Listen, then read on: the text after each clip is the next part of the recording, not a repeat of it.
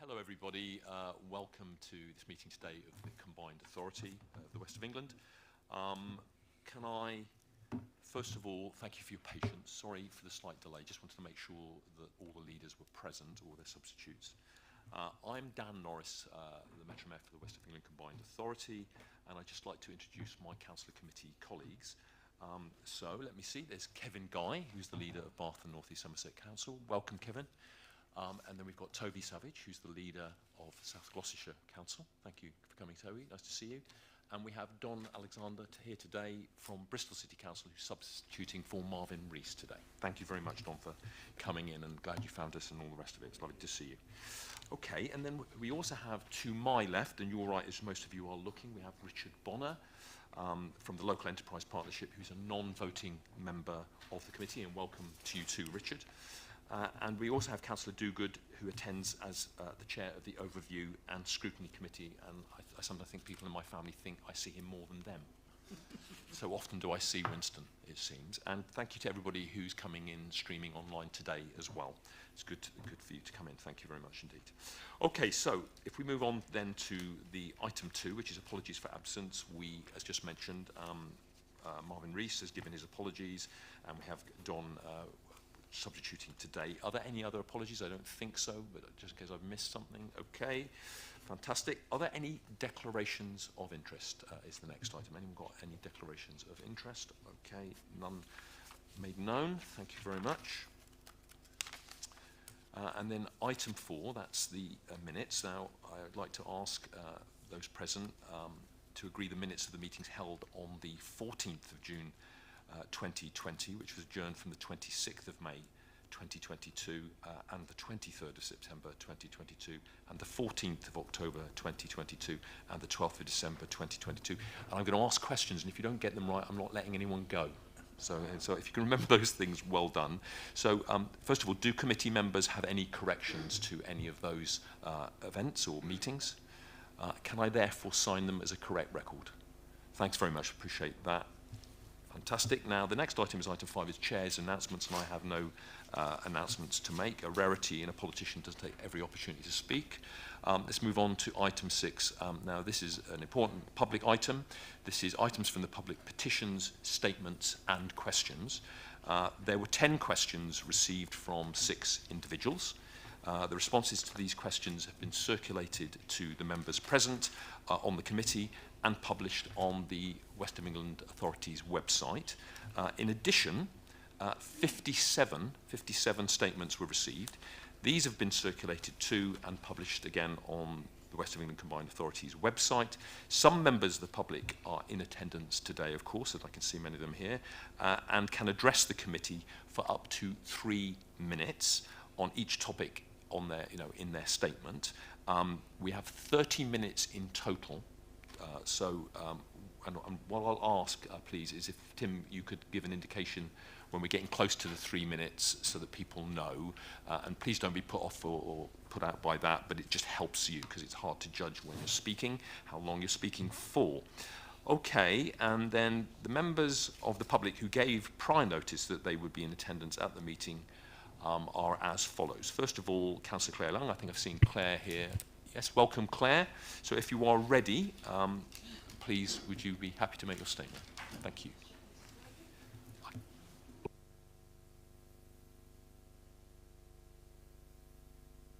Should we try that then? No? It is, right. Okay, right, okay. So, my written statement makes clear our concerns about the impact these significant cuts to services could have on local people, the impact on people's ability to get to work, school or college, or to vital services.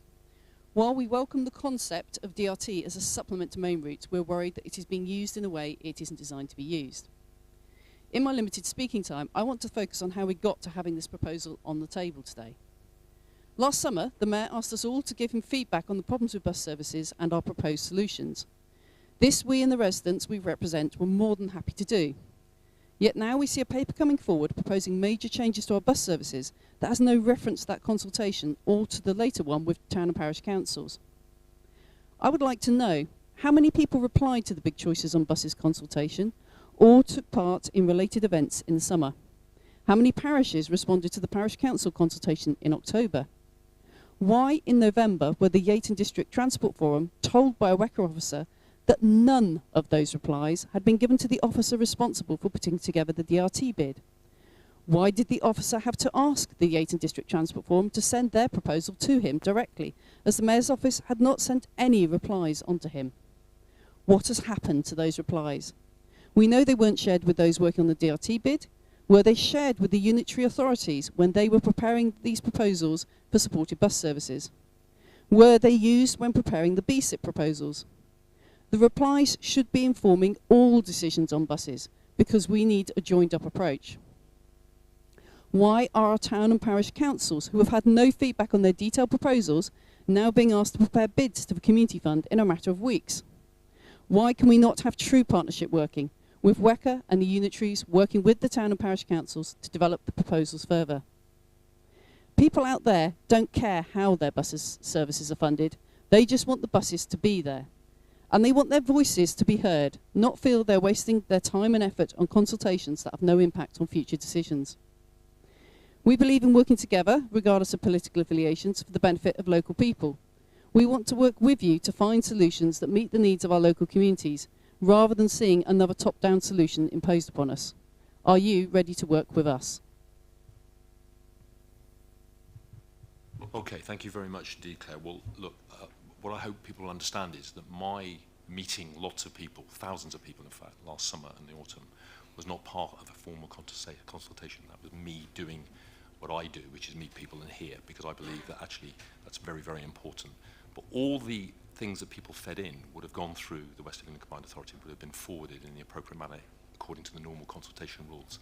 So while I understand the point you're making, Claire, I don't agree with that, I'm afraid, because I do think that it's very rare for a politician to go out and spend hours, day after day, over a whole 2 seasons of the year, actually asking people their views. And I think that the people will be the judge, I guess, at elections, whether or not I've listened properly or not, depending on what's actually done and how effective it is. But look, I thank you for your comments nonetheless, and I was glad to see you come to the Yate meeting. I think that's where you're at, if I'm not mistaken.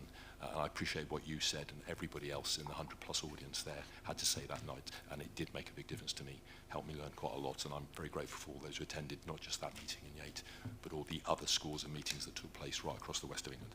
Okay, thank you very much. David Redgewell. I can see David. Your 3 minutes, please. Yes. Well, there's a lot of problems with this consultation. The first thing is DRT as a concept is not designed to replace mainline bus services. I've worked on many schemes. I'm a member of Somerset County Council's Bus Advisory Board. I sit on a number of other boards in the southwest on public transport. We are not doing it this way. I'll be absolutely honest, not doing it at all this way. The first priority we had when I spoke to your officers, Peter Mann, and I did meet on this, was to maintain mainline buses. That was to maintain the 178 through Timsbury, to maintain the hospital link, the 17 that goes out from Keynsham through Toby's own ward and goes up straight through Kingswood and goes up to Southmead. That is not a 7-to-7 operation with a minibus. That's a big double-decker which has staff going to and from the hospital. We have the 505 that does the same thing, which is East Bristol to the hospital. Now, if you read the government guidance, which I read, it says buses are to provide access to schools, colleges, hospitals, healthcare, work and employment, and interchange with rail and leisure and tourism and the nighttime economy. So we do seem to be attacking the nighttime economy, because the 174, which we discussed at Somerset Bus Partnership yesterday, is a service that comes from Wales in and out to Bath via Radstock, Midsummer, Norton, Peacedown. They are big places. To cut their bus at 8:30 in the evening with no buses back is shocking, because Somerset is busy putting buses back in Taunton through to midnight around Taunton itself with BSIP money. We also have services. Well, I went out yesterday to look for my own eyes, and I know Robbie's been out to look at some of the stuff in the Cheddar Valley. I went yesterday to Wootton to watch the movement of KLB, the Catherine Lee Bartlett School, which is a South Gloucestershire school in Gloucestershire. I've spoken to Gloucestershire officers I work with as well. I'm Philip Robinson, the exec member in Gloucestershire. He was surprised that this proposal was on the table. And secondly, those buses come in and all of Toby's residents go out on the buses, on the 80 5, 84, and they go out on the 60. And they are full. And there's also Renishaw staff that go back to Yates Station. None of this is practical for DRTs unless you're going to run 30-seater DRTs or bigger, and you're going to do them on a Wiltshire basis where you put timing points in. I would ask you to review this. There's far too many bus services being cut here, too many main lines. These are not DRT products. I support DRT. It's to connect with mainline buses and trains. It's not to replace them. And I also ask you to consult with the NHS, the education authorities, because I don't understand there's been any consultation. I've spoken to the unions at the hospitals as well.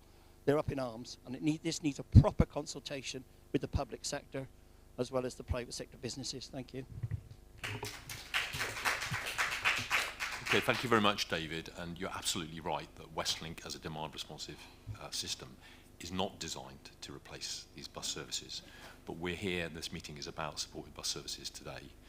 And as you know, we've got some particularly challenging times with limited budgets and hugely high inflation in the transport area. So we'll come on to that, no doubt, in our later discussions. But thank you very much. And I've made a note of the points you've made, and other people are listening too. So thank you for that. Tim, I can see you up there. Tim Rippington first, please. It's both sat together to make it easy. Thanks, Tim. Thank you. I represent an area of Bristol which is recognised by WECA as having some of the worst bus service coverage in the city. Brislington Village, as it was once known, now has a population of over 22,000 people, a huge catchment area for public transport. However, the services simply are not there for people to use. Car ownership is amongst the highest in the city, a direct result of the lack of alternatives. If we are to address the issues of congestion, clean air and climate change, it is wards such as mine which must see improved bus services. We know the current situation is simply not good enough for a city the size of ours. We have reduced services and multiple cancellations on a daily basis, and confidence in our buses is at an all-time low. In Brislington and St Anne's, routes have not only been cut back in frequency, but have, over a period of several years, been dramatically truncated, leaving more and more people without a service of any kind. The idea to introduce demand-responsive transport to our area is simply not a solution. This may help a few people to get to places which are otherwise inaccessible to them, but it will do nothing to bring about the modal shift we need. Only the provision of frequent, reliable bus services which serve all areas of Brislington will do this. DRT is largely untried and mainly designed for cut-off rural areas. An area with 22,000 people deserves much, much more. I hope this is recognised by WECA when it is determining how to spend its BSIP funding for new services. A regular bus service between St Anne's and Bristol Temple Meads and the city centre using the feeder road would be a good start. I'd like to add my voice to that of others today who've submitted statements calling for far better and wider consultation between WECA and local representatives. In my view, there's a huge democratic deficit at the heart of WECA. With the exception of the mayor, who I do recognise gets out and speaks to an awful lot of people, the level of communication between WECA and local representatives is extremely poor, and I call on the authority to look at ways to improve this as quickly as possible. Thank you. Thank you very much, Tim, and spoken with much passion. And I have to say I agree with practically everything that you've said. And it is my job to make sure my officers do a better job in terms of consultation in the future. We are certainly on that. That is a message that's come to me from not just you, but other people too. And it does need improving. However, you're quite right. On-demand transport does not deal with the issues that you and I have talked about on numerous occasions. In fact, I held a public meeting, didn't I, in your ward, specifically addressing this and other things to do with transport. And the reality is that, I just make it clear to everybody, this is not a substitute for proper bus services in other respects. It is a way of linking up people in more remote areas, whether that's rural or remote in the sense of not having good bus services in urban areas or more densely populated areas. It's part of that initiative. And of course, I've asked the government, is it possible to use the monies that I've received to use in a way that maybe could support bus services that are under threat? And it was very clear the answer for them. The answer is no. It has to be done on initiatives that are new and innovative. So that's what the demand-responsive transport is about. I just want to be absolutely clear about that. This is not about sorting out cut to supported bus services. This is about getting people connected to main bus routes, and we have to work on those main bus routes too. And first and foremost, we've got to get the bus drivers that we need, because that's the most pressing issue that I'm facing at the moment. But thank you very much for your, as usual, eloquent and passionate speech. Okay, the next person, Robbie. I saw you, Robbie Bentley. Please come in, Robbie. Yes, thank you, Mayor.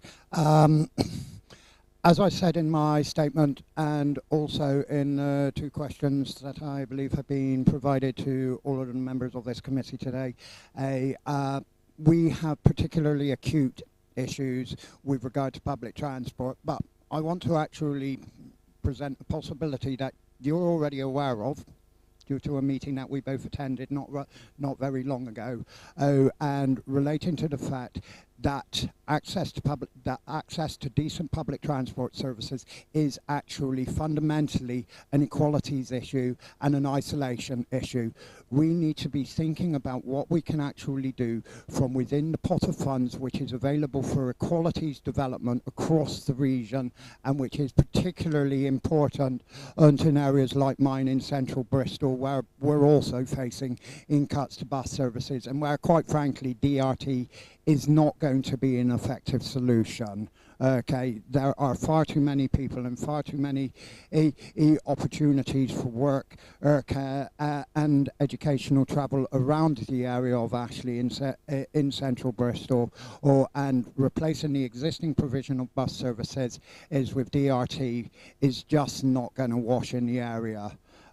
And we really, really need to consider whether or not we want to be talking to our partners in education, in healthcare, in private sector employment as well, which Ashley has a significant presence of including one of the largest out-of-town retail estates in the whole of Greater Bristol. And we need to be talking about whether or not we want to bring these people and these kinds of organisations in to actually support us.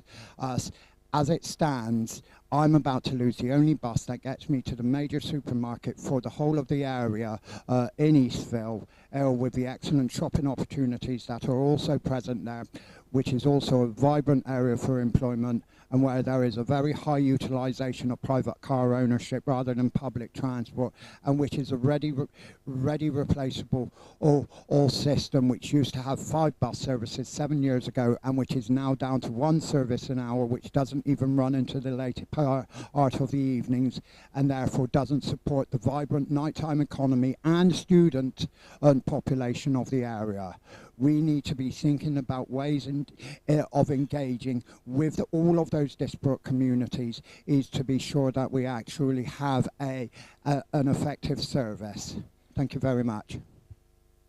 Thank you very much, Roy. Appreciate that. Okay, the next person, Jackie Head. Jackie. Hello, Jackie.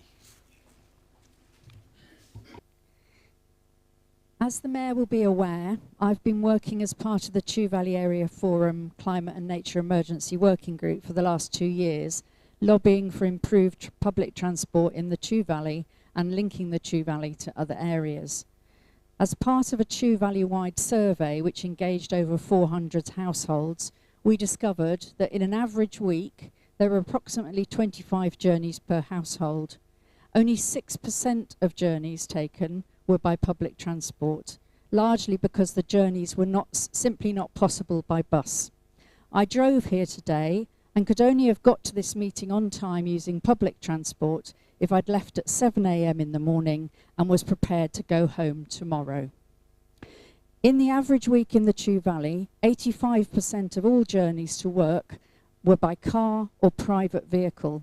Only 3% of these vehicles were electric, only 4% were hybrid, and half of these commutes were to Bristol and Bath.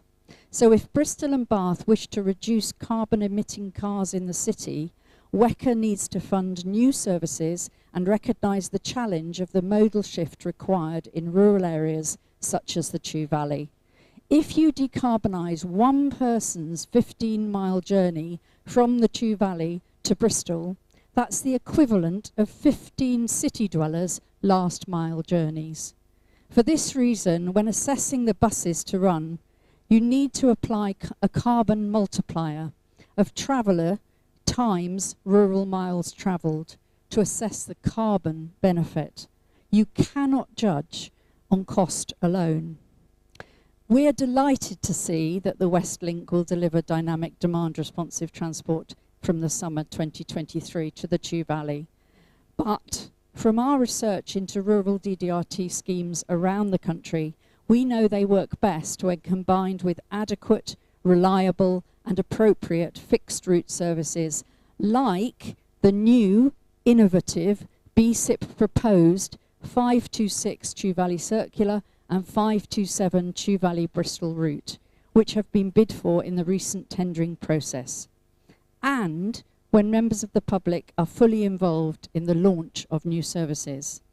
Can you reassure us that fixed routes will be upheld, or in the case of the 526 and 527 introduced in these rural areas, to be the spine for DDRT? Can you ensure that you will work with local groups such as ours to get properly advertised services? And can you reassure us that when considering the viability of supported bus routes, you will apply a carbon benefit multiplier? Multiply passengers by miles travelled to capture the high value of decarbonisation of transport in rural areas. I have 2 more sentences. Rural cars drive into and clog up cities, and the majority of the rural population are currently petrol and diesel car owners. The greatest transition opportunity to low carbon transport is in rural areas. You can't reach your net zero commitments if you leave us out. Thank you very much, Jackie. And first and foremost, thank you for your positive words. What I want to say, though, is that we're doing new and innovative things, and by definition, some of those things are not going to work. And I want people to understand that before we sort of proceed with the whole process of rolling out new ideas, is that in order to find the good ideas that will really make a difference for our region, because it's made up of lots of communities right across the west of England, all equally important but very different, so one size doesn't fit all, we're going to have to try things, and some of those things are not going to work. So I want to give you a heads up now that sometimes they won't work, but we will be constantly trying to modify as we go. So it may be the points made by other speakers as well as you will need to be taken on board as we progress, but we've got to start somewhere, so we're starting where we are. There will be understandable comments and observations about where we started from, because everybody's different and their needs are different, and we will work hard. We will try and do the multiplier, carbon multiplier that you talked about, but all I can tell you is that I know that in order to reach our very ambitious net zero targets, which is shared by all the individuals to my right as well, by 2030, we're going to have to do amazing things, because it's a very tough target to hit. It needs, on average, 10% CO2 reductions year on year in order to achieve it. That will not happen unless people stop using cars and use some other form of transport that's preferably public or walking or cycling. So that's really, really important. I agree about the quality of information. One of the things that came from the meeting that you kindly held in the Chew Valley that was very well attended, and I learned lots, just as I did at the 8 meeting and other meetings, what was very clear was that the quality of information about existing services is not what it really needs to be. People do not know about the existing services and sometimes think they're isolated, only to find that actually there are services that could perhaps meet their needs on occasions. So we need much better quality information, so I do take that on board. And it is very much about trying to make sure that we get people in remote areas, however we define that, whether that's geographically or because poor services exist in more densely populated areas, to get those people connected to good services that go on the main routes, because there's no point getting you to somewhere if there isn't a good main route service as well. So look, there endeth the long lesson, but thank you very much for that contribution, and thank you for all that you have done, because it hasn't just been the meeting recently. I've heard you on Radio Bristol numerous times making the case, building up the argument. In fact, I think you lobbied me a long time ago when I was your MP as well about exactly the same thing. So I don't know if I want to take responsibility for the lack of progress since then, or whether I want to say, well, look, just be more patient, we'll get there. But we're working on it, we're doing all that we can. And keep on to me and all these other people to make sure we deliver for the communities that need good quality public transport. Okay, thank you. The next person, Brendan Taylor. Is Brendan here, please? Chair, Brendan's not been able to make the meeting. Okay. We do have a gentleman here called Jevon who would like to read his statement. Sorry, could you say the name again? Jevon, Jevon. Okay, Jevon, would you like to speak on behalf of Brendan, please? Thank you very much for substituting for Brendan. Okay. Working. Is that working? Yep. Okay. Services in this area. The 8 to Wootton, as Dave has risen, 84, 85. 86, 8 to Kingswood. 622, which I commonly use, 8 to Chipping Sudbury, via Thornbury, Tockington is it, and Cripps Causeway. Bristol Parkway to Severn Beach, number 12. Thornbury to Dursley, 60, which I use as well. Thornbury to Dursley, 62, which I've used on occasions. 10 and 11, Thornbury to Avonmouth and Sharhampton I use on occasions.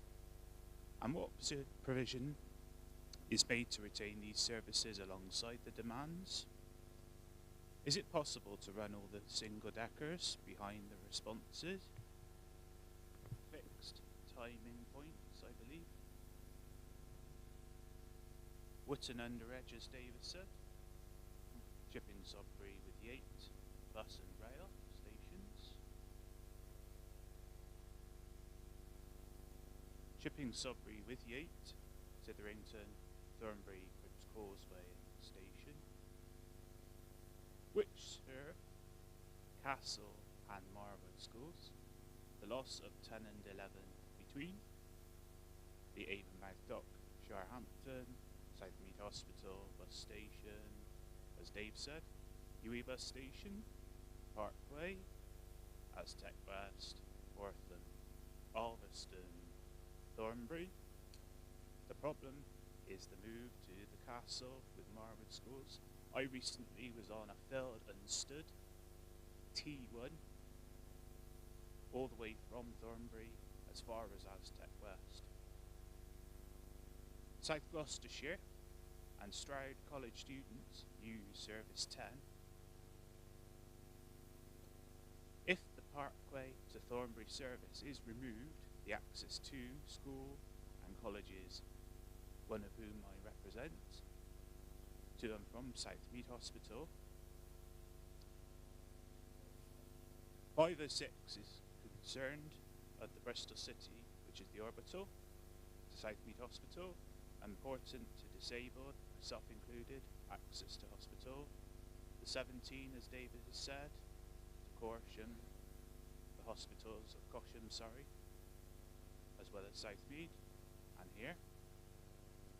We're concerned with Bristol and Hengrove, especially the 636 to Ayr, and the 96 as arisen by Tim. The 516. Yep. Whitchurch area again. To Hengrove, no. The 92, that has had a lot of problems. The 672, as has been arisen in the Chew Valley. 178, from here all the way to the Norton Radstock area. The 179 from Bath Spa, which serves rural lanes in the Camerton area, Timsbury and Porton. From 7 to 7, like arisen on the Chew Valley. And 52, Bishopsworth area, that again connects colleging. It's quite a long list.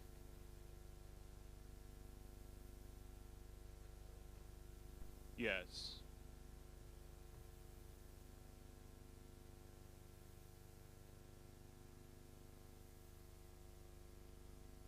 Okay.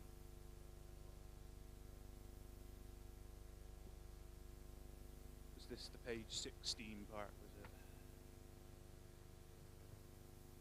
We need improvements, waiting facility, sheltering, lighting, CCTV, like in public transport or executive areas, for example.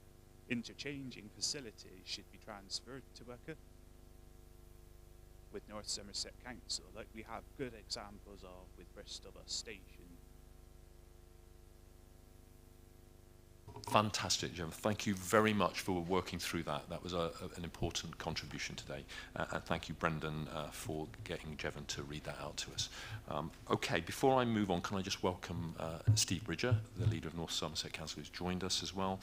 We have associations with certain funds of money for buses between the West England Combined Authority area and North Somerset, and Steve is very keen to be here today to hear about what's going on, of course. Okay, now we've got the next contribution is from three councillors. So Tim, it is now your opportunity, Tim Kent that is, and I think you're speaking on behalf of Sarah Classic and Andrew Brown too. Are they present, or is it No, just me today. Just you doing the heavy load for them? Okay, thank you very much, Tim. Thank you very much, Mr. Mayor. So as the local councillors for Hengrave and Whitchurch Park, we raise our grave concern with regards to the recommendations in this paper. The paper seems to be missing vital information to allow an informed decision. Firstly, there is no detail of the evidence used to make the decisions to fund certain services over others. The only details given are for the successful services. Within the paperwork, there are occasional references to the Equalities Impact Assessment process, but no paper for this has been published, nor is it listed in the appendix or the background papers. It is a lawful requirement to consider an Equalities Impact Assessment and its impacts to advance equality of opportunity, yet the meeting has not been provided with the paper in full, so cannot demonstrate its legal requirement of due regard. We understand that some services were under threat, but the wholesale loss of so many services undermines any attempt at a public transport network within Bristol. The 516 service, which the paperwork alludes to no longer being funded in Section 10, Public Sector Equalities Duties, is a new but vital service that links the whole estate to the main bus network. I'm sure you've noted that over 3/4 of the public statements mention the 516 or the area it serves, Whitchurch. For the South Whitchurch community, this is the only service they have. This area of Bristol is one of the oldest demographically and has limited to no services within walking distance of homes, as well as a higher amount of older people without car access than average. The bus service is the only link for some. No mitigations listed for the South Whitchurch within the paper. We are not even offered any demand transport options that so many others here have raised their concerns about, and we understand those concerns. That's not even an offer to the residents of Whitchurch. So residents of South Bristol, some of them with limited mobility, will now be expected to walk up to 1 kilometre to reach the nearest bus stop. That's going uphill. It is clear the decision presented to you here today is not a lawful one, as key information should have been published, such as the results of the decision-making matrix, the list of services not to be funded, the Equalities Impact Assessment, and choice. You have in fact been presented with a fait accompli by the officers. You've been given no options or choice to make today. The proposed cut to the 516 bus route with reference to the concerns by the EQI, but with no additional detail of mitigation offered, is totally unacceptable in our view. So we call on you, Mr. Mayor, to ensure that the decision made today is within the law, to uphold the public sector equality duty and commission the 516 bus service so that the South Whitchurch area is not left with no bus.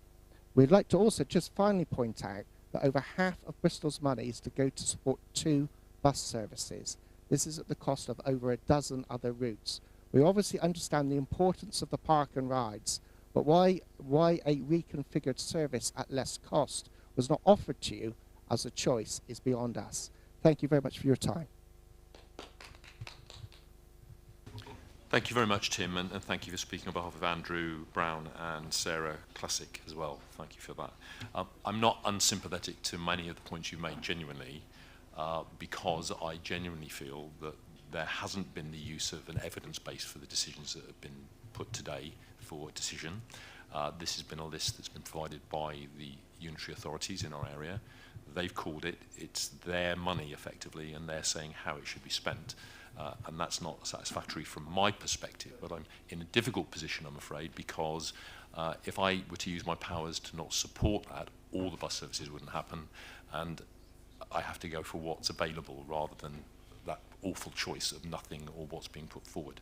But what I want to see in the future, and I suspect you'll share my view, is I want to see clearer evidence about what's happened, what criteria it is, on what basis routes are being supported and being put forward, why certain routes are being put forward and not others, so that we get a proper link, so that consultation can be meaningful. But I'm afraid it's partly to do with the electoral cycle, it's partly to do with other factors. It's also the reality that we have, in effect, a real terms cut in supported bus services because the levy has not increased. Although there was an indication from leaders last year that they would give an increase in the levy of up to 10%, in the end ended up being a zero increase or the same. And then we've moved on this year to have the same level of levy, and a levy that's much lower than other parts of the country, in just a third of the top ones up in Manchester and Liverpool areas. So we are where we are. It's not good. What I'd like to do in future is perhaps have precepting powers so that I, as Metro Mayor, can make a case, consult with the people, take responsibility for whatever decisions I make, and then they can make a judgment about whether I've done that right. But I'm here today, I'm afraid, in a position where I've basically been given lists by the unitary authorities of what bus services they're going to support, with inflation in the 40% and the same budget being frozen. That inevitably leads to cuts, I'm afraid, and that's not acceptable to me. I know it's not acceptable to you, but we're where we are. Okay. Right, Hal. Where did I see Hal? Yes, hello, Hal. Hal McPhee. Hal, please speak. When I spoke to you at the start of the week, I was relatively okay because I understood that we were going to have a circular route in Keynsham 529.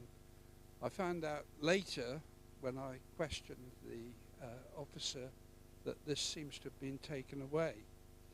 The current trio of routes that we have in Keynsham, 664, 665, 663, they're all run by one vehicle and one driver. And we believe that this is funded from the Chocolate Quarter development, and I'm given to believe that that funding continues for another year, subject to correction. So we would like to continue with the current system, or the proposed 529, which itself looks quite reasonable from what we can see on the map. Remember that we have, if you take into account the fact that those routes also serve Salford, some 20,000 people to serve. That's obviously far too many for a DRT system. So we are after that for another year. I have a second statement as well, that the Keynsham Dialer ride now finds that 80% of its journeys are to and from medical destinations, primarily to the RUH, and it is crucial that this facility continues to be funded. Thank you very much, Hal. Well, did you say 80%? Just so I didn't quite hear. Did you say 80% of those? Okay, that's really useful information. Thank you for that. And that's mainly to the RUH, you said, yeah, for the dialogue. Okay. Okay, well, look, we did have a discussion earlier in the week, and yes, we had those conversations. Without repeating myself, look, we are where we are, but look, what I'm hoping is that with the demand responsive system that we're rolling out from the summer, that we learn as we go along, because we've got to start somewhere. It won't be perfect at the beginning. I've been very honest with you. I've spoken to you personally about this, I know, to say that we are going to learn from making initially some errors, I suspect. We're going to get some things right, and we're going to have to build on that as a foundation to get it even better, to sort of fine-tune it, because every community is different. So we've started, we've made those bids, as it were, those tenders.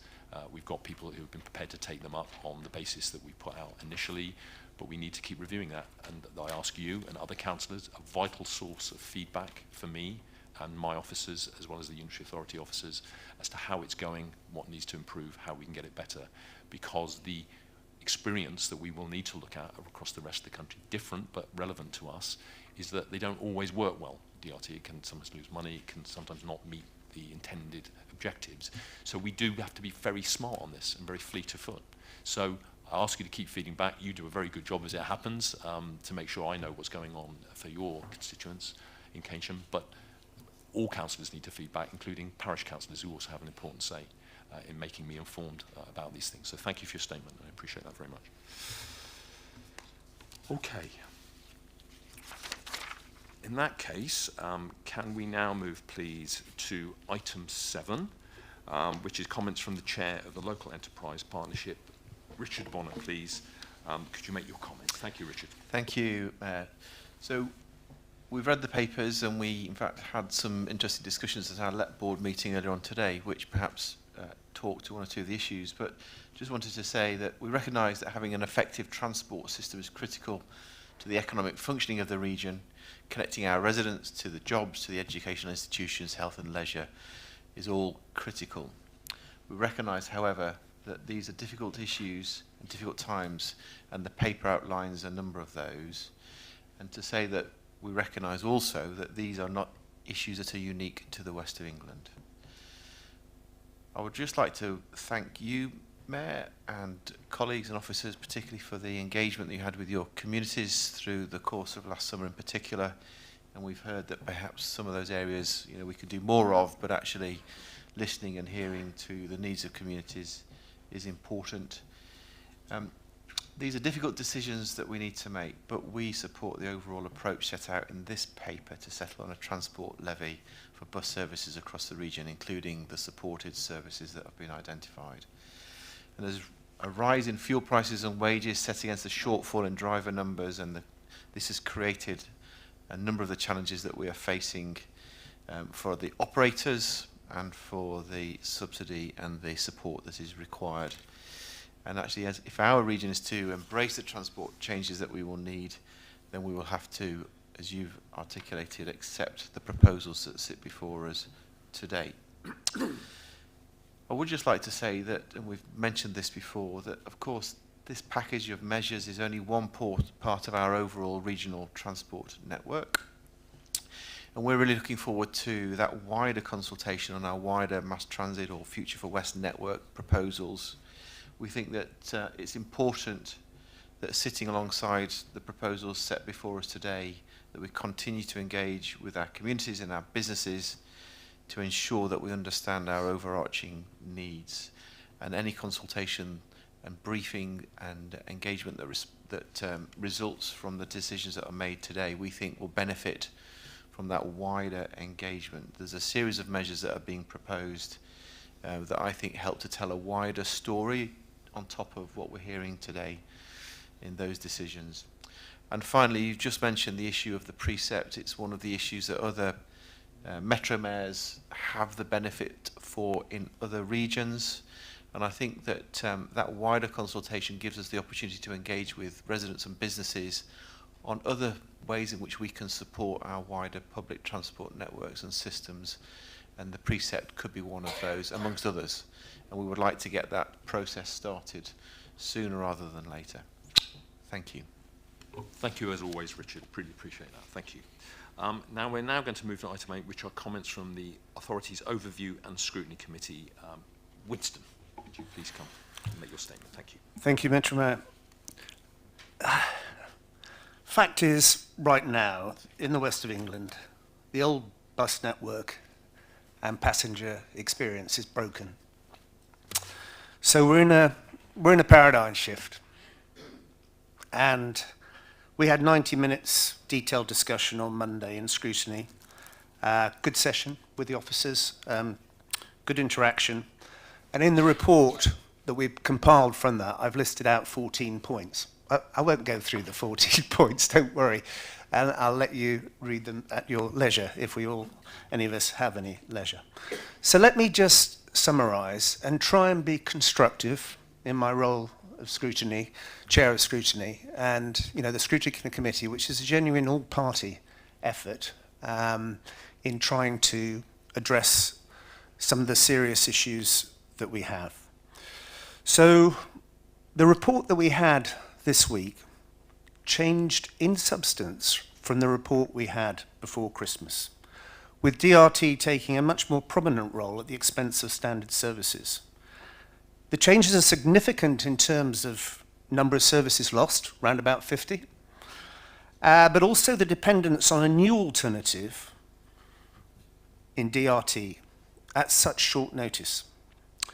Now, there's a huge education campaign to be done if this is going to be successful in very, very limited time. And some members of Scrutiny were concerned about what seemed to be a big bang approach on April the 2nd, and really, really earnestly hoped for a longer transitional phase. It seems to us that if this had been introduced, DRT, as an adjunct to the old regime, the ancien regime, then that would have been good, and that would have been manageable.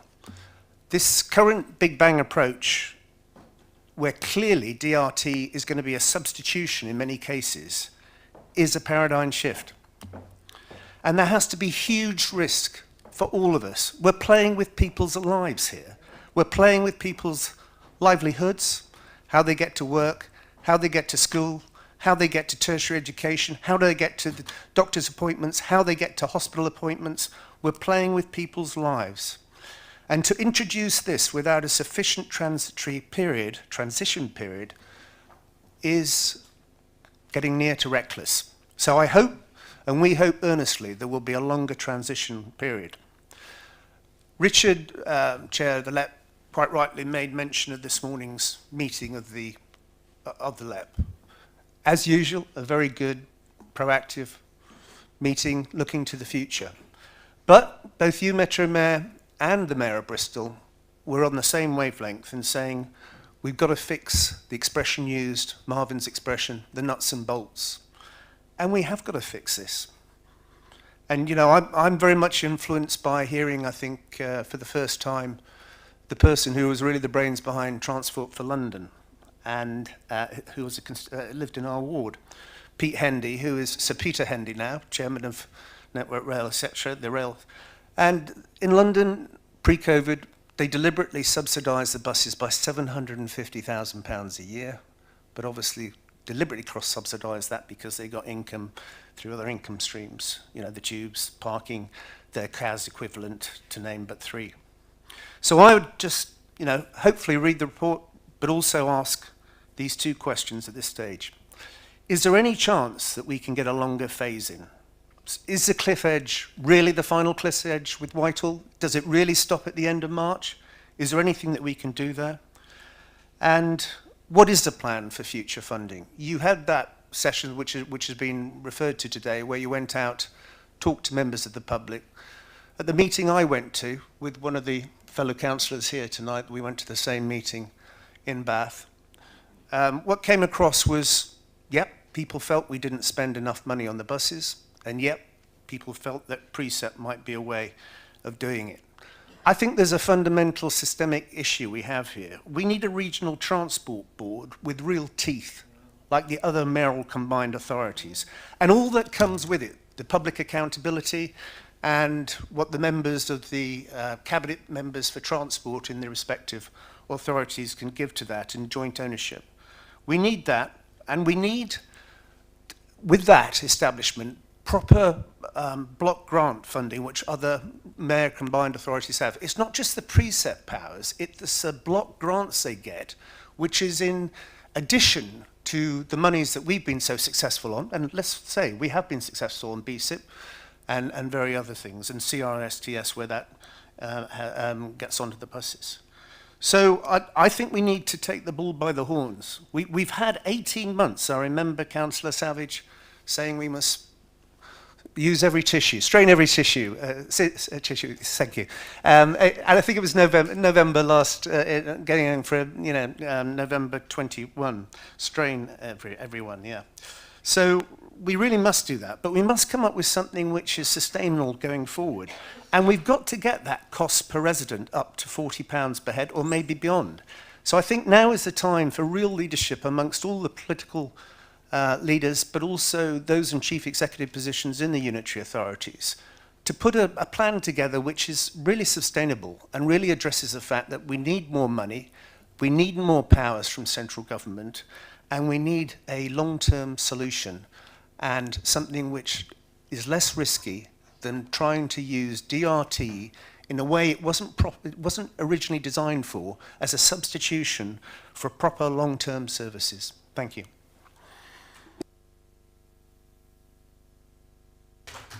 Thank you very much, Winston. Well, look, just to reiterate, it's not designed to be a substitute for supported services. It's designed to get people to the mainline routes, and that's a clear distinction.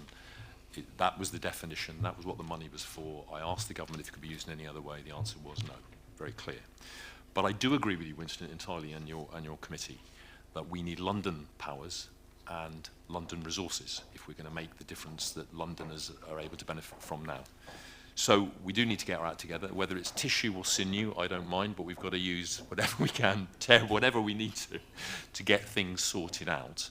And I do think there are political differences at the moment, because I know that some of the leaders are not so keen on precepting, and we will require, because of the way our constitution is, a vote of everybody in order to make significant changes. So just one person, one leader, could stop us going down that direction.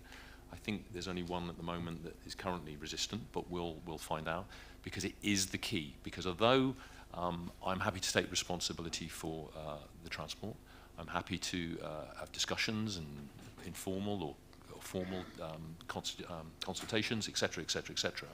What I'm more than happy to do is to take all of those responsibilities and all of those burdens, provided I've got the levers to actually make a difference, and that means also the resources and the monies. And we don't have that at the moment. At the moment, just for those who are streaming in and watching from the public gallery here, we have about £20 per head per year for our levy, and that compares to the ones at the top combined authorities in other parts of the country that are £60 approximately. Now, you can't quite compare like with like, that is true, because some of them got trams and some of them got bits of underground and what have you, but it's still a commitment to public transport, and that's what we need in this region. And look, I don't doubt that there's sincerity in the words of many politicians of all parties when they talk about the importance of buses in particular and other forms of public transport, but it's meaningless unless it's actually backed up with resources, because politics is about making choices. And there are huge reserves in some of our council areas that could perhaps be used in a way that deals with exactly the concerns that are being raised today, and that is a political choice. So look, I probably have said too much. Thank you very much for your comments, Winston. I've always appreciated the way you have objectively come to your business with your team. I haven't always appreciated the tough questions I've had on some days. I've wished I'd been somewhere else, to be honest. But I thank you nonetheless for your work, because I think it makes me a better Metro Mayor, so thank you for that. Okay, right, now we come on to the main item of business today, which is item 9, supported bus services. And just for those who are listening in today, either online or in person, supported bus services are those services that are funded by our local councils to meet particular social need. So what we're doing today is to consider approval of the award of the supported bus services to start in April of this year, 2023. Now, I'm going to ask someone to move the recommendation as set out in the report, and Councillor Kevin Guy kindly came up to me before the meeting and said that he would be happy to do that. So I turn to you, Kevin. Would you move that, please?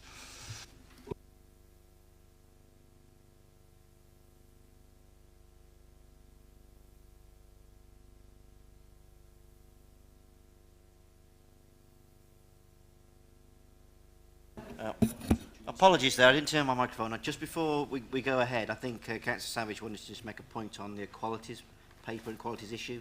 Do you want to make that point first?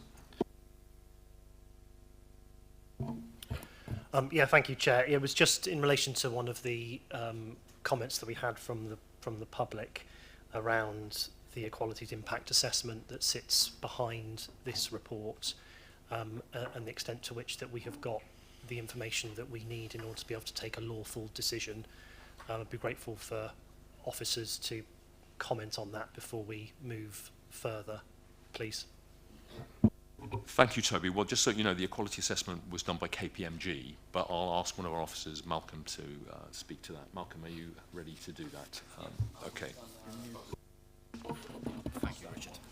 Yeah. We commissioned an independent assessment of the equalities impact for all services which were subject to the tender evaluation exercise. That qualities impact assessment has been shared with your officers in all the UAs. They've had some feedback. We've run that back past an independent assessor again to get some robustness within that qualities assessment. That qualities assessment identified services which there's 2 of within the paper, which have low mitigations. The other services were met through mitigations of either services on commercial network or through DRT network or other measures. Okay, thank you, Malcolm. Do you have any questions, Toby? Yeah, thank you, Chair. So, no, thank you, Malcolm, for those comments. I just would now like to hear some assurances from the interim monitoring officer that obviously Malcolm said all the work that has been done behind the scenes in terms of what is in front of us within the report and the summary that we have within the report. Is that sufficient to be able to take a lawful decision on this matter? Yes, it is.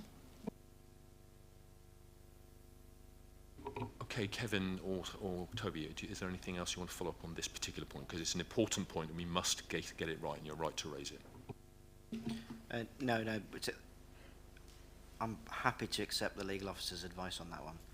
Okay, so I'm more than happy to move the item number 9, supported bus services contract decisions. Yeah, I'm more than happy to move that. I will have a speech to make afterwards, though. I had a feeling you might. Okay. Is there a seconder, please, for this? Toby, thank you very, very much. Okay, Toby, or any other members, do you wish to speak to this item now or a bit later? When do you want to speak? Kevin? Okay, thank you. Thank you, Mr. Mayor.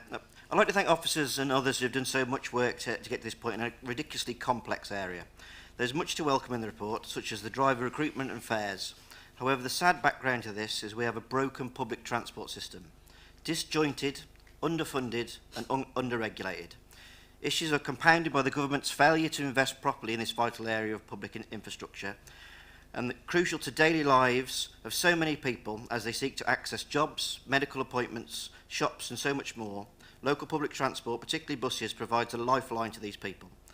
The patchwork of provision between commercial and supported services is confusing to us all here, let alone the passengers.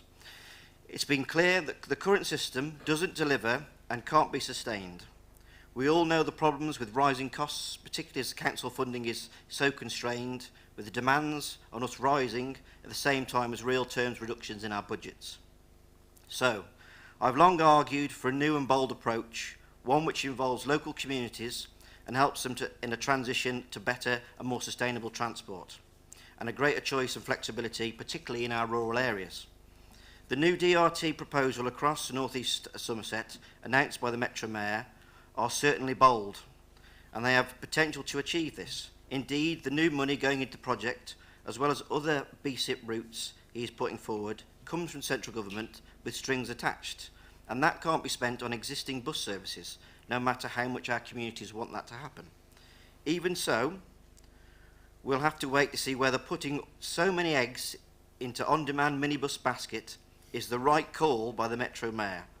DRT has a lot going for it, but implementing it in such a big bang way, in which Councillor Dogood has announced earlier, over a wider area is particularly unusual. I don't think any organisation would try to implement such an untested and experimental new scheme across a whole patch without piloting it in some way first. Dan, this is your big bus gamble, and I hope it pays off. For the sake of many North East Somerset residents, we will have to rely on DRT. I really want to see a new on-demand minibus service to be a success. I recognise, however, that decisions on DRT are the gift of the Metro Mayor alone, as are BSIP projects. It will be a real shame if the Chew Valley to Bristol link tendered by the Combined Authority, campaigned by locals so successfully, goes unfunded by the Mayor. Likewise, such a needed new Chew Valley or Keynsham circulars that have been mentioned earlier. On DRT, then our request is simple, that this scheme is implemented with sufficient resources to be put by WECA into helping local people get the best out of it.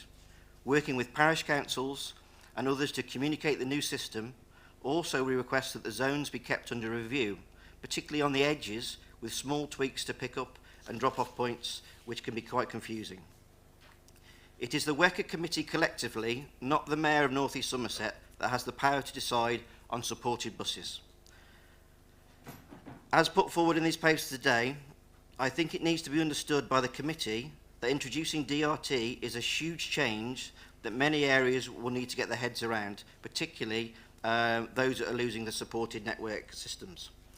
In many ways, it's hard to comment on the detail of these proposals, as there has been no meaningful consultation with either the unitary authorities or, more importantly, the communities and users of the bus services, for whom much of this will be a complete and total shock. The relevant authority for public transport falls firmly with the Wecker Mayor, but the authority should not come without the responsibility to consult and work collaboratively with the unitary authorities and the community. With that in mind, I would like, as an aside, to put on the record our strong preference for a transport board to meet in public, as this is the case in Greater Manchester Combined Authority, so that we can ensure that these are appropriate level of engagement and with the transport leads across the authorities. Here at Baines, we have fought hard to mitigate the most damaging aspects to these changes to achieve the best outcome for all of our residents. And this is now the only game in town to deliver public transport in some areas. We have to support these proposals because it is the only game in town. A system of testing them, trialling them, and consulting on them on a smaller scale would have been more prudent, and giving us more time to review the proposals would be more respectful to the local communities that we are imposing this upon. In Baines, we are fighting to protect the bus services of our residents rely on. We have found additional funding from specific routes in our area, and I am proud that our draft budget next year, there is an additional £280,000 that has been earmarked. That's an uplift of 38% in supported bus services in Bath and North East Somerset. In Bath, the Mayor has chosen not to provide DRT. We are using this funding to maintain, I repeat, to maintain all existing supported buses within the City of Bath. Outside of Bath, where DRT is being introduced by the Metro Mayor, we will extend the supported bus services for key services for an additional period of 2 months to avoid this cliff edge that is being imposed upon us, allowing time for residents to try out DRT and smooth any teething issues that may appear. This is in contrast to the Mayor's original damaging proposals last month, which would have left the whole of Baines with only 2 supported routes across the whole area. In conclusion, I welcome the new thinking included in this paper. However, the Metro Mayor's DRT proposals mean that replacing a tried and tested, albeit imperfect system of supported buses with something very, very new, we will need to listen much more over the coming months to see how it works, listen to the passengers, listen to our communities, both old and new passengers, and this is a completely new provision, and it's a completely a new gamble by the Mayor, and I hope it works. Thanks. Thank you, Kevin. Are there any other people who wish to speak? John, would you like to speak? Thank you. Thank you. Thanks, Dan. Yes, I would like to thank officers for all the work that they've put in. I know that the result before us is something very troubling, but I do also know that those officers put an enormous amount of time in trying to mitigate some of the issues. And this is something we're seeing all over the country now. It's not a problem peculiar to the west of England. We are seeing public transport going through a real crisis. And underlying that is the government's stubborn ideological commitment to market solutions for something that should be a public service, because it benefits residents, it benefits businesses, and it's necessary to stimulate the economy. But we are where we are, and in fact the government has spent a lot of money on public transport, but it's gone into the private sector, and it's not achieved the step change in governance that we need in local authorities where we haven't got the level of control. Hands are tied by Thatcher's legislation, and we are forced to pour more and more money into the pockets of private operators for seemingly less and less results. And so this is troubling. But we look forward. We must work positively and with some hope through to the next general election, when we will, I hope, see new solutions on offer from a new government. And we look forward to the next stage of BSIP, the enhanced partnership, and also to working together on the DRT, and yes, Winston's comments are absolutely right that the key to the DRT will be lots of messaging, lots of comms, and helping our residents and businesses to understand how the new system is going to work for us, and we have to make it work both in urban and rural areas. But we will be supporting this. Thank you. Thank you very much indeed, Don. Toby, do you wish to speak? Sorry, Toby. Thank you, Chair. Before I just make some comments on the report and what we've heard to date, I did have two questions I'd just be grateful for officers to be able to respond to. So my first one goes back to the an item in the minutes from our June meeting last year, and recommendation 3 that was unanimously agreed at that committee meeting, and that's set out on page 8 of the report pack that's in front of us. And that recommendation related to that governance arrangements and a media protocol are developed to oversee and support this area of work going forward, and to delegate to the Combined Authority Chief Executive in consultation with the Unitary Authority Chief Executives the development and implementation of these arrangements. I couldn't see those referenced within the reports, so just would be grateful for perhaps the interim Chief Executive to be able to respond on timescales for completing that work, please.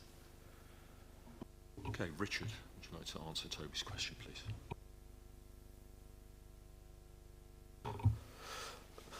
Thanks, Chair, and thanks, Councillor Savage, as well, really, for the question. So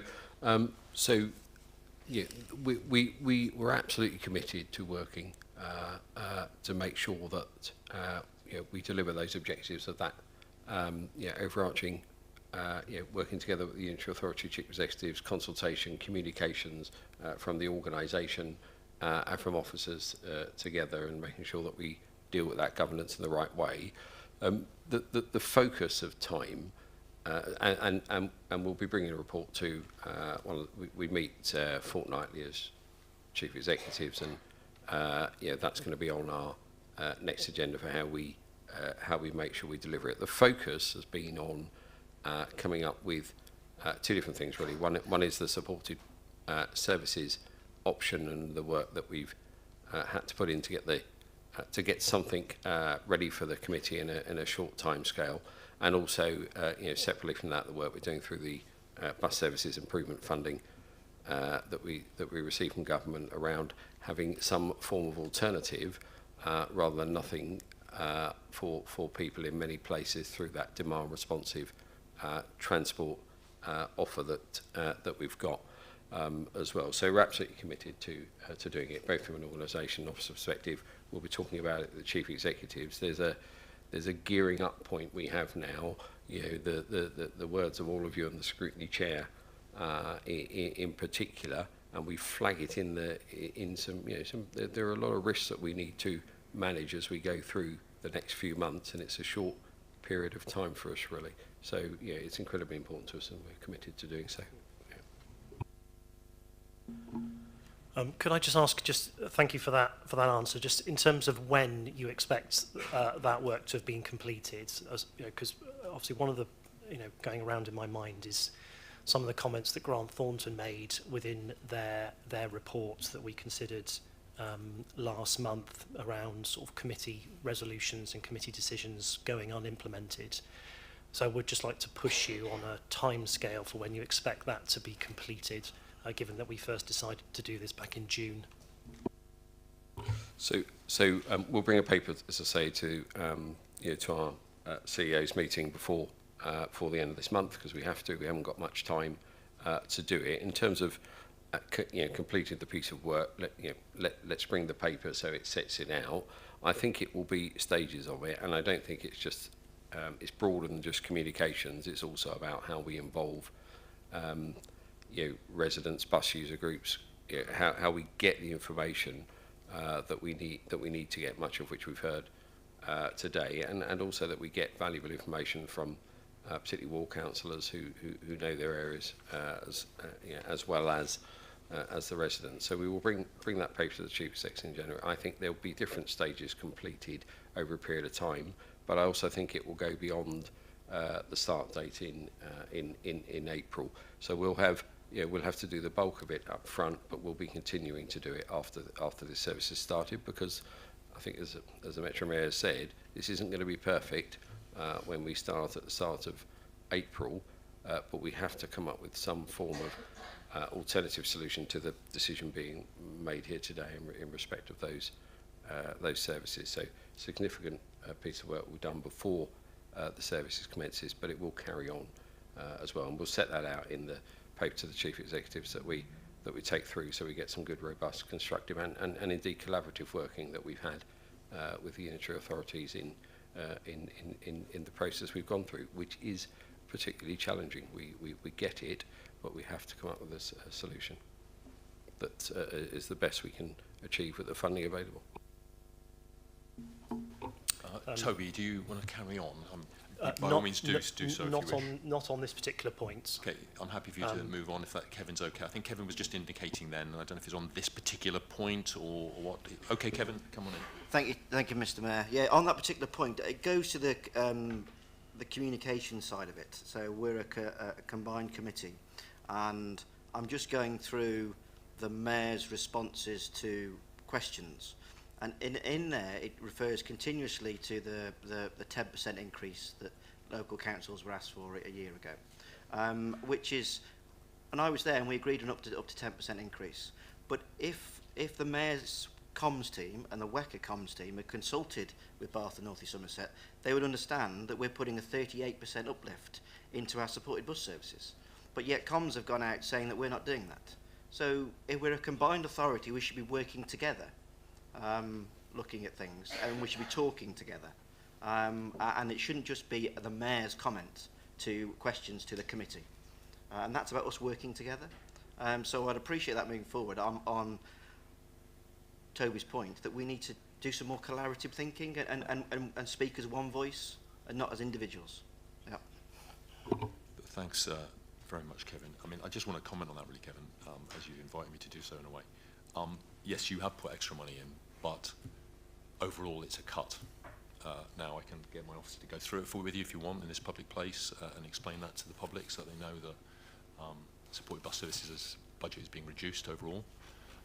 I'm glad that you've given a bit extra because I know you're trying hard, and I acknowledge that. I want to be absolutely straight with you. But if you want to have an open discussion now about the exact figures, I can assure you that they are cuts in real terms.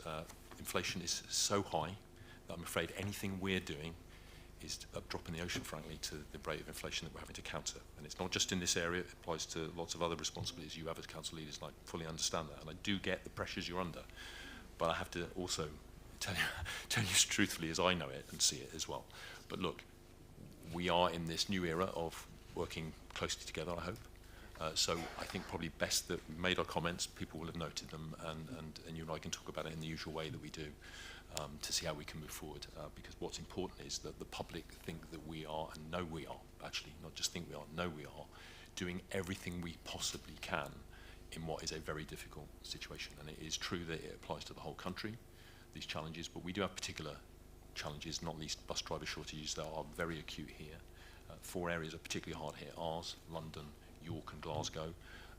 We've had some encouraging news initially to suggest that recruitment, or people expressing an interest, perhaps is better to put it, is increasing, quadrupled, I understand, from the latest figures. But that doesn't take into account all the other factors like retention, because you can have lots more people coming in, but if the existing drivers are leaving, for example, that is a big, big problem. And my concern is that whatever we're doing, first and foremost, we have to deal with the driver shortage, because I was at my barber's the other day, and as he put it to me, he said it wouldn't matter whether my barber was owned by a cooperative, state-run, or owned by me. If I haven't got enough barbers, I can't cut hair. And it's like that with our bus services. At the moment, the most pressing problem we've got is a shortage of bus drivers of many hundreds, which equates to thousands of journeys every month that are not made, that are vitally important to the communities that depend on them, and the individuals too. And I know you're exercised just as I am about those impacts on our communities. Okay, does anyone else want to speak? Toby, I will call you in, Steve. I promise I was going to do it in any event, but I'll let Toby continue on his line of asking us questions at the moment, and then I'll come to you. Toby. Thank you, Chair. Yeah, I just had one further question before I then come on to making some comments. So, and this again links to a point that was raised in the public submissions that we heard earlier today, and it is around the consultation. So the consultation section on page 41 is rather internally focused, and there is no reference to the public meetings that were held last summer that, as we know, many people went to and submitted comments. Why has that exercise not been referenced within this report as feeding into it to contribute to the decisions that we're being asked to make today? Okay, well, it's very simple. That there's formal consultation and there's informal stuff that I do and you do. So, you know, we have a different approach. I know, Toby, I like to get out there and meet the public. That is not a formal process, though. It's an informal process and it's subjective. But I think it's an important thing to do. Now, the feedback that we received from that, because of course that generated a whole lot of letters, emails, and various other things, were put through officers that were fed into the process. But it's not part of the formal bit. So it's not part of the formal process. But it is still very important to me as Metro Mayor, because as Kevin quite rightly pointed out, the buck stops with me. I have to make decisions. I have to inform myself as best I can. And the formal process is actually very dictated by government and other procedures and rules. And I don't think they go far enough. They don't cite me properly on important decisions that I have to make. And you know, the point that Kevin made about, you know, feeling that this needed a bit more time, and I think Winston said that too, in terms of demand responsive systems. Well, the BSIP money is available for 2 years. Now, I make a bit of theatre here, Kevin, but if you look behind you, there's a high street. I'm going to ask you, how long has it taken for you and your colleagues to get that sorted and talk to people, and how long and slow that process is? And that's just the high street. We're talking about demand responsive transport that is going to hopefully make a big difference. Now, I accept people are in a difficult place when it comes to transport, but the alternative is to give them nothing, and we can't give them nothing. So I am putting my neck out, which I think is my job, to say this is what we're going to try and do. This is not a substitute for supported services. This has got to happen irrespective of what we do with supported services, funded well or not. We have this particular challenge we just already discussed, but we're going to do it, and we're going to learn from it. We're not going to get it right. We're not going to get it perfect straight away. We're going to do our very best to learn from other experience in other parts of the country so that we don't discover ourselves errors that we could have otherwise learned from other places. So we're going to work hard. I've got some amazing officers working incredibly hard on doing just that as we speak. They're also working very hard on recruitment of bus drivers as well, because that is the most pressing thing at the moment. But we are going to use this money within the time frame that the government's given us, within the rules that the government's given us, and we're going to do our very best to make a step change to the impact on public transport in a positive way for our communities. At this point, if you don't mind, I'll come back to you, Toby, if you don't mind in a moment, because I know you've got other things you want to raise. But can I call in Steve Bridger? Because Steve and I work closely because of BSIP money he also has for his area, and I know he has very strong views, as passionately as the rest of us on this, and I'd like to invite him, even though he's not a voting member of this particular body. Thank you, Chairman. Yeah, first of all, apologies for arriving quite late for the meeting. No disrespect intended to anyone. I had quite a careful drive across country to get here after the earlier meeting, and then had to park, and then had to find the room, which took me about 10 minutes. So apologies for that. Yeah, just wanted to make a very brief comment. Actually, as you say, not a member of WECA, but party, obviously, to the BSIP enhanced partnership. First of all, thank you for your engagement, Dan, and your officers with me and my officers at North Somerset Council on this. That effectively, I think they're working as one team, which I think is really important and critical to make this work. I think I would agree with a couple of the speakers who's talked about, you know, the bus system we've got at the moment being broken. I think the paper refers to it more delicately as being fragile, but it's broken. You know, I think I for one would like us to at least look at in the future a franchising model. But not yet. We first need to land the enhanced partnership, and then perhaps, you know, further down the line, that's something we might consider. I think in North Somerset we're slightly ahead of you in the Wecker area in terms of we're actually feeling, as Dave will know, a lot of the pain now. We lost a lot of some of our bus services last April, and a few more really quite critical ones. I mean, they're all critical for somebody, obviously, but some really key services in October. In my particular ward, we had two bus services up to October. First withdrew one of those services, and a couple of weeks later, we had a market failure, so we lost the other one, and that was a service we supported. We'd thrown 118 grand at that particular service. And they went out of business, and we have in Yatton, which is a large village, stroke small town of 9,000-10,000 people, no bus service. And we having said that, there is I think a lot of hope in the paper. And yes, it's a gamble, but we're having to be creative. Obviously every bus service is vital for those that have no alternative to use that bus service. But I think, for decision makers, we're in the sort of the realm of the art of the possible, and it makes absolutely no sense to sort of throw scarce resource at a service which might have a couple of people on it, albeit it's incredibly important for those two people. We have to make difficult decisions. I'm confident, I think, in that the way we're deploying or intend to deploy DRT in North Somerset is appropriate for our particular area. The proof will be in the pudding, won't it? And as you say, Dan, we have effectively 2 years from April. I was thinking of BSIP, it's 3 years, but we've already used up quite a lot of that time in the mobilisation phase, and effectively we have a couple of years to do this and to make the services sustainable. I think that obviously the DRT will work very closely with the scheduled timetable services. I think that will be very interesting.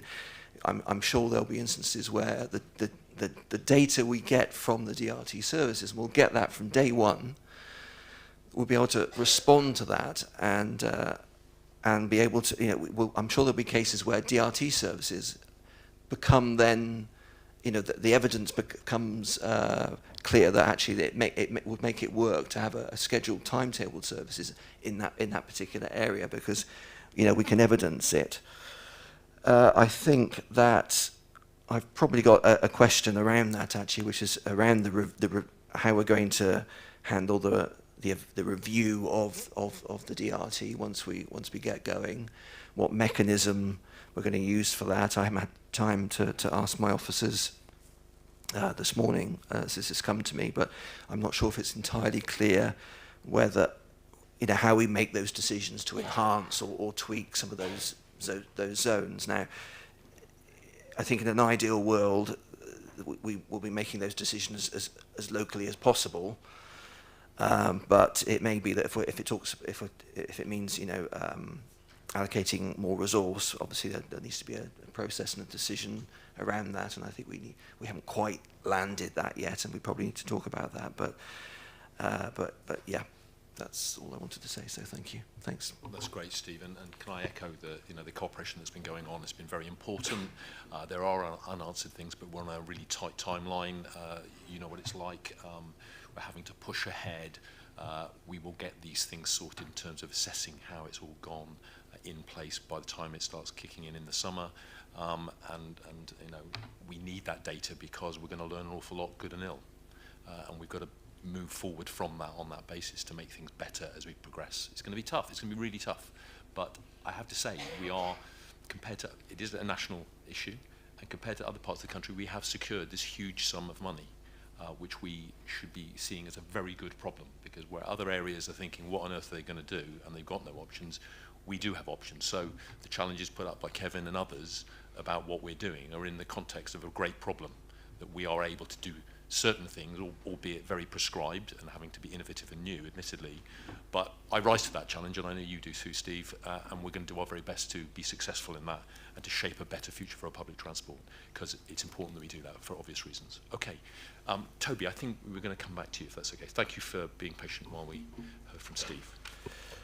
Yeah, thank you, Chair. I just wanted to return to this issue of the consultation, and just like my question is to the head of capital delivery as the report author. Did those consultation responses from those exercises last year, did that feed into the proposals that are before us today? Thank you, Councillor. In answer to your question specifically, the answer is yes. Those responses went through to our integrated transport team. They were considered within the rounds, and there are services that are on that list within Appendix B of the document which are included in those responses. There are, of course, sat outside the levy conversation which we're here for today, the bus service improvement plan and the allocation of funding within the bus service improvement plan. Those services are also included in Appendix B, and they are still for consideration between the Mayor and the leader of North Somerset Council. Thank you. I hope you can understand our uncertainty about that, given that there's no reference at all within that section of the report to the consultation that has been done with the public. But thank you for clarifying that.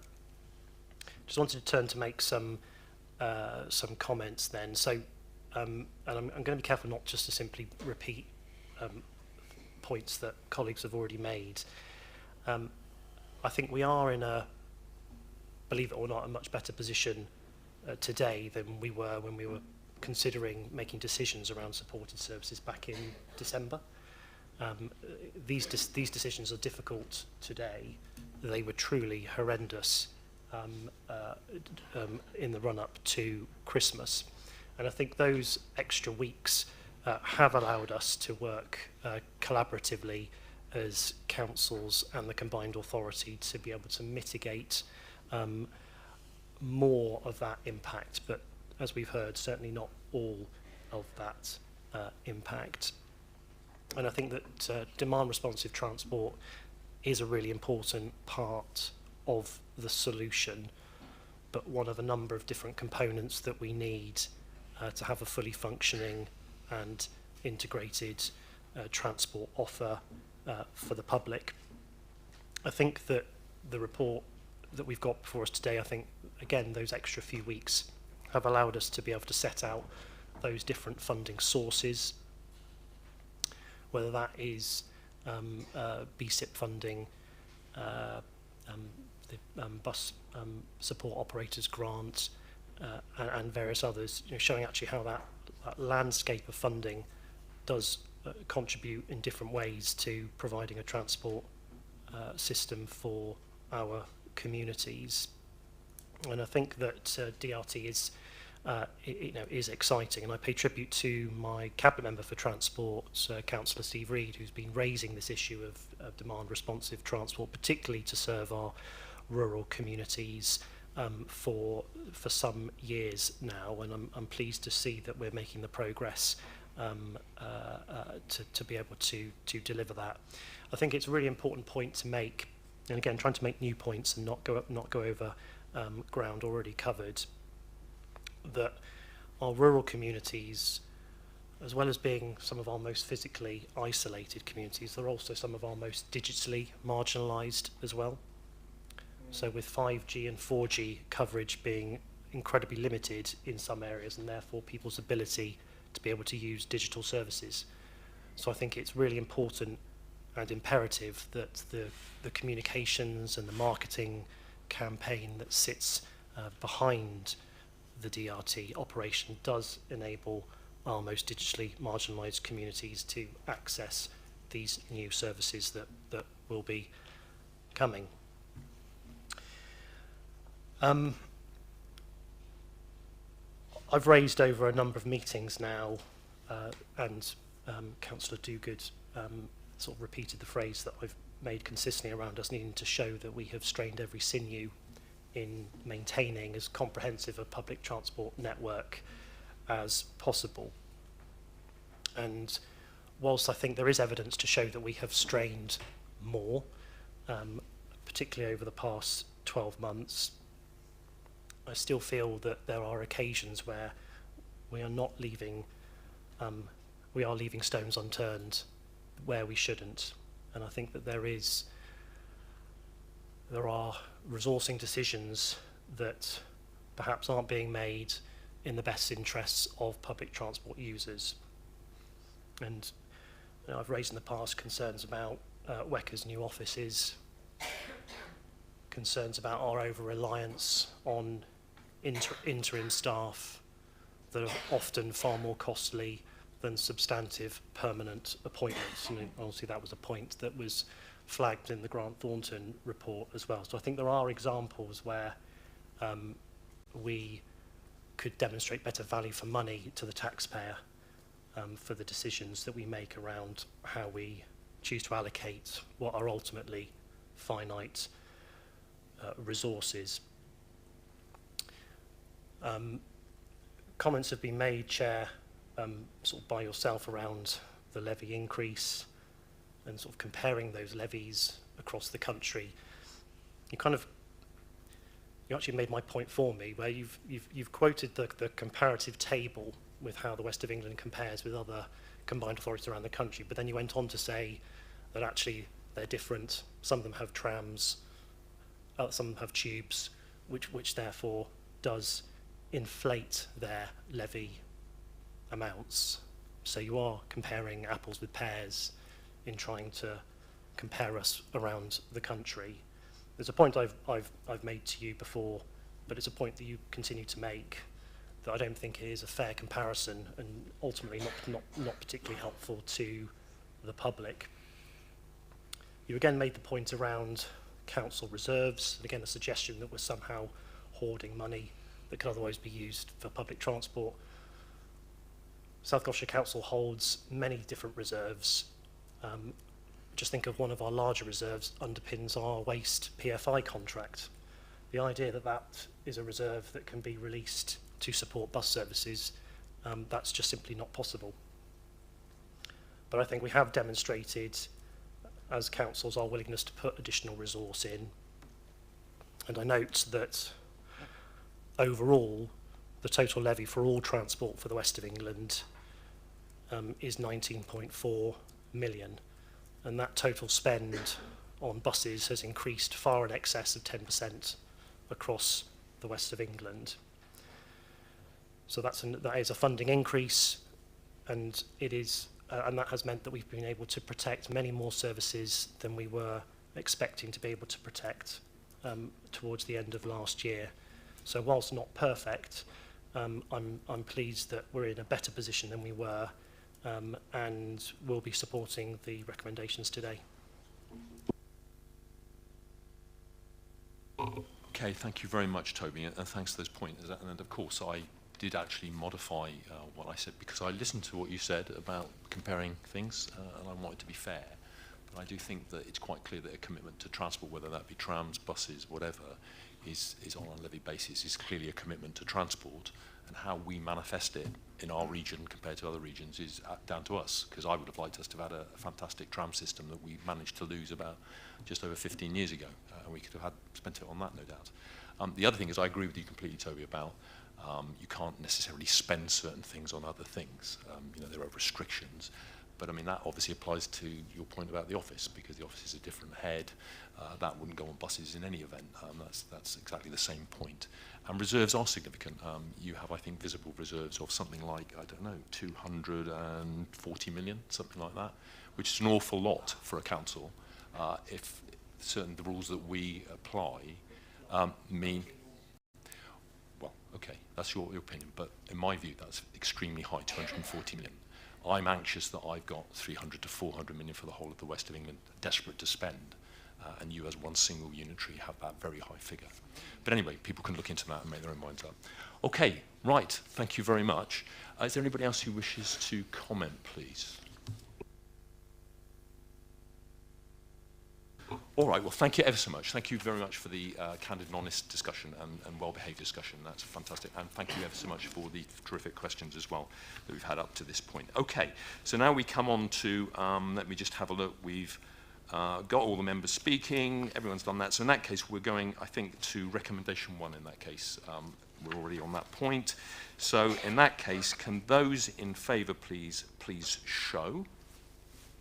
Okay, that's carried unanimously. Thank you very, very much. Then recommendation 2, Stephen, I understand you're going to just read that out for clarity for us. Thank you. Yes, thank you, sir. Essentially, I think there was some concern by some that the levy recommendation was slightly ambiguous. So there's a revised wording which I believe is acceptable to all of the UAs, but to agree that a levy for 2023/2024 of an amount set out in Appendix E table levy contribution by budget line to be issued by the combined authority, known as the Transport Levy, to the constituent councils under Section 74 of the Local Government Act and in accordance with the Transport Levying Bodies Regulations 1982. It makes no difference to the actual sum involved. It's just it just covers some textual points. Okay, can I just check that everybody's happy with that wording, just to be crystal clear? I know it's been agreed already, but just to be certain. Okay, thank you very much. In that case, can we move to recommendation 2? Can all those in favour please show now? Okay, any against? Okay, and I'm not voting on that one, thank you. And then recommendation 3, all those in favour please show now. And I'm also voting in favour, so that's unanimous, I think, if I didn't misread that. Thank you very much indeed. Okay, that's fantastic. Thank you ever so much for all your patience, everybody, for attending today. Fantastic questions, some really important points. We've got an amazing challenge to get our public transport right, as we've heard from all sides of this table and in this meeting. I think what I can say with absolute confidence is that we're all committed to doing the very best we can with the resources that we've got at this very difficult time to make the most of them and really make a difference for the communities and individuals who depend on public transport. Thank you ever so much. Have a good day.